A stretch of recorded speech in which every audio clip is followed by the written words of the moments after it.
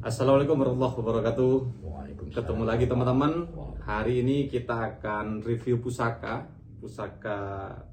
peninggalan Sultan Abdurrahman.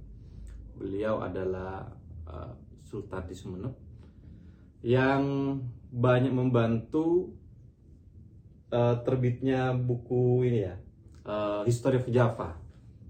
Jadi banyak pemikiran-pemikiran beliau karena beliau memang cerdik cendikia, pengetahuannya sangat luas, terutama dalam hal kebudayaan. Nah, ini pusaka ini punya julukan Sesrang Lebet. Nah, ini yang akan kita ulas bersama Agus Seman, narasumber kita pada hari ini. Nah, ini dia pusakanya, ya.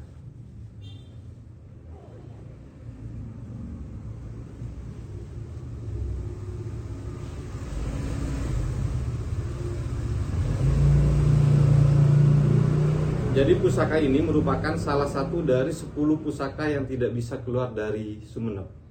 Betul ya, Gus ya? Betul.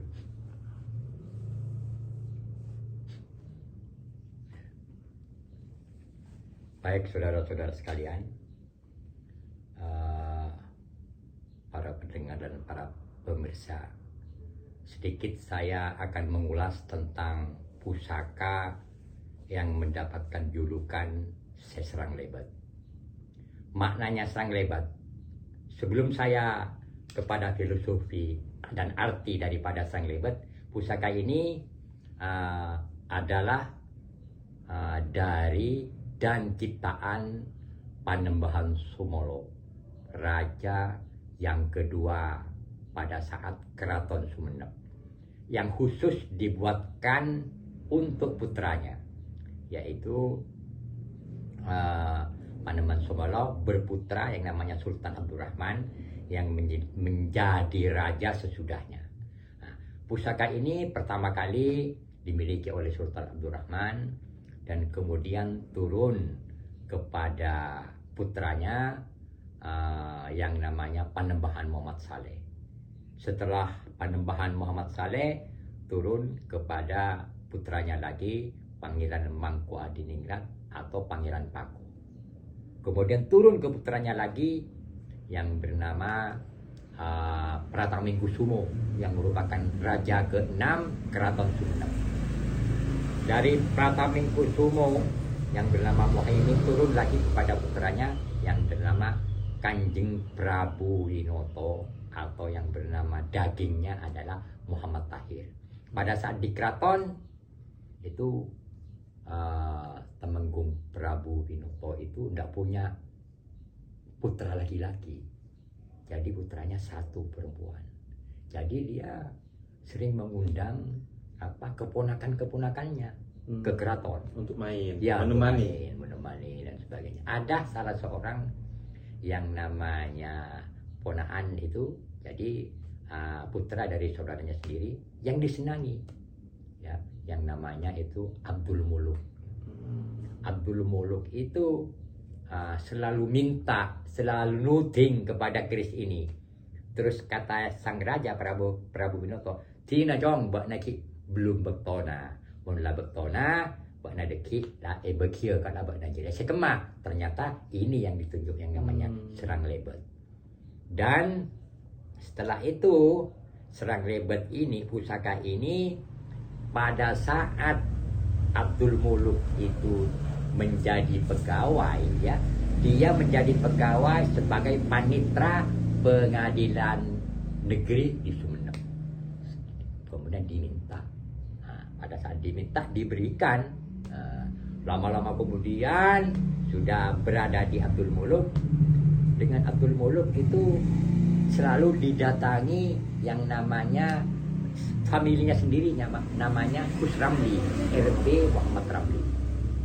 RB Muhammad Ramli ini selalu interaksi dengan yang namanya Abdul Muluk, ya. Pada saat Abdul Muluk itu membutuhkan sesuatu, akhirnya keluar dijual. Ya, dijual, kabarnya itu ditukar sepeda pancal dengan nambah yang namanya Gus Ramli itu 16.000 ini ceritanya. 16.000. Ya 16.000 zaman dulu. Kalau sekarang Tidak tahu berapa. Lama sekali dimiliki oleh Kuslamli. Kemudian Kuslamli itu meninggal dunia, kemudian jatuh kepada anaknya namanya RB Muhammad Yusuf. Muhammad Yusuf itu banyak saudaranya. Ya. Pada saat Muhammad Yusuf itu membutuhkan sesuatu karena anaknya mau pengantenan, butuh uang. Dan Serang Lebet ini memang sudah diiming-iming atau selalu diintip oleh seseorang, ya, dia itu sebagai santri loteng, artinya sebagai santrinya, muridnya lah dari leluhurnya Yusuf. Satu saat dibelilah, dimahar seharga 150 juta sampai ke orang Gili Genteng. Dari Gili Genteng itu maunya setelah beberapa tahun mau dikembalikan lagi pada Gus Yusuf. Gus Yusuf uangnya sudah habis, cuma begini saja, silakan pusaka ini taruh di saya. Kalau memang sambian pusaka ini mau dikeluarkan, dan tidak mungkin pusaka ini tidak akan keluar Sumeneb, pasti akan orang Sumeneb yang akan memiliki. Akhirnya dititipkan kepada Gus Yusuf. Lama-lama karena tidak ada orang yang nakuk istilahnya, tidak ada orang yang berminat, ditarik kembali. Ditarik kembali kepada yang punya sebenarnya pemahar yang namanya orang Gili itu, ditaruh di sana. Kemudian saya dengar setelah beberapa lama, tahu-tahu dimiliki oleh seseorang yang bernama, nama lengkapnya Ferdiansah Maulana Rusli. Ferdiansah Maulana Rusli, yang terkenal dengan nama Venus.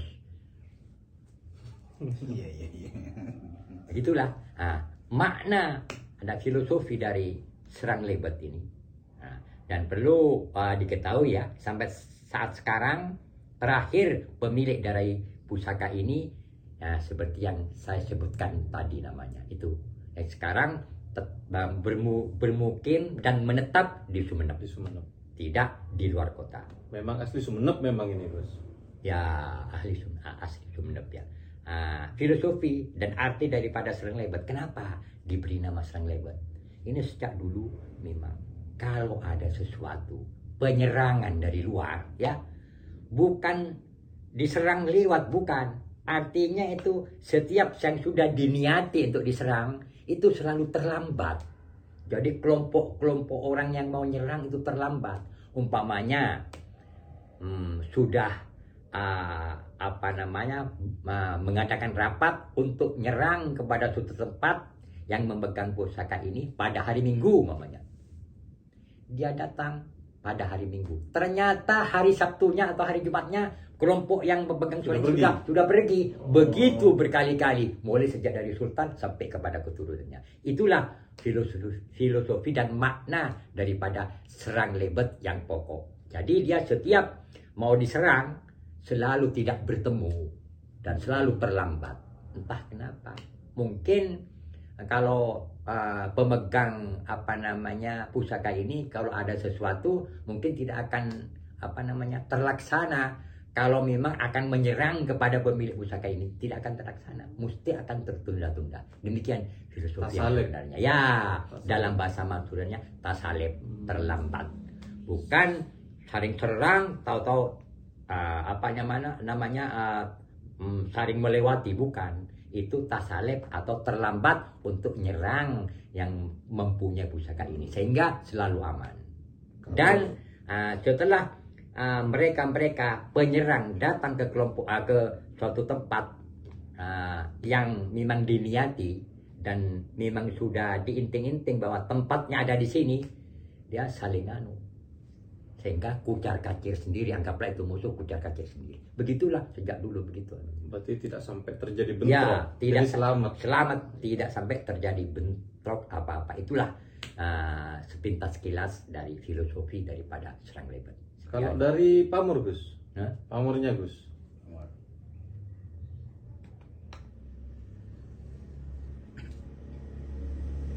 pamornya ini kalau orang Jawa bilang ini di ujung derajat, tapi dari Pakem Sumeneb itu seujung.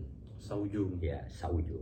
Artinya di dalam pakem, barang siapa yang mempunyai keris yang berpamur saujung itu mempunyai karir dari rendah ke tinggi.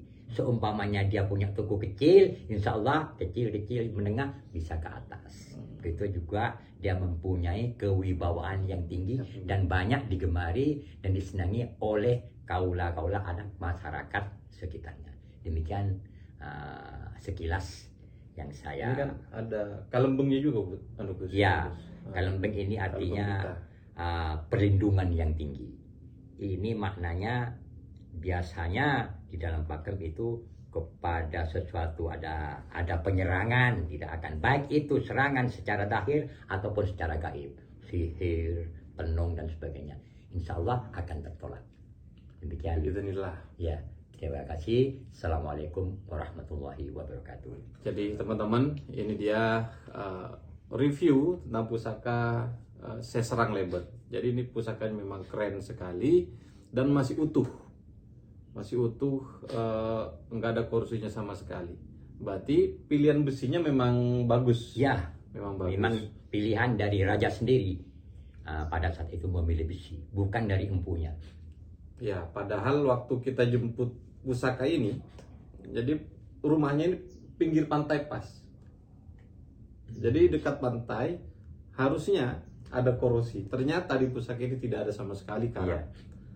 Itu hanya kotor bekas minyak. Padahal sudah lama dimiliki. Ya. Dan dia bertempat tinggal di pinggir pantai. Yang hawanya itu hawa garam. Biasanya membuat karat kepada besi-besi yang ada di sekitarnya. Betul. Tapi kenyataannya tidak. Baik teman-teman, ini sekilas tentang pusaka Seserang Lebet. Kita ketemu di lain kesempatan dengan pusaka yang lain tentunya. Assalamualaikum warahmatullahi wabarakatuh. Waalaikumsalam.